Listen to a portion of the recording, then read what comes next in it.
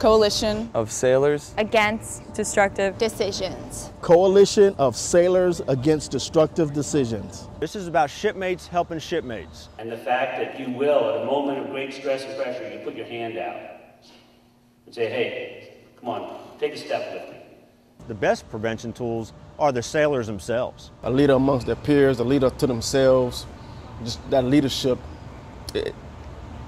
that's the one thing. Nobody came into the Navy to fail. Nobody. I say, first of all, I say not in my Navy. Leadership. Leadership. because it affects everyone. This is grown by young sailors. This initiative started with young sailors. It's grown through young sailors, and it will continue to grow. I thought about my career more, you know. I got involved in the command. I did things that other junior sailors wouldn't do. And I feel as if I didn't have a mentor, it wouldn't be the same for me. When no one's looking, what do?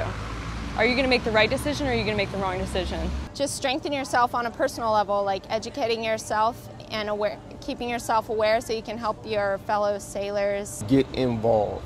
CSAT is international. Our Navy is international. We can have a positive effect across the entire world.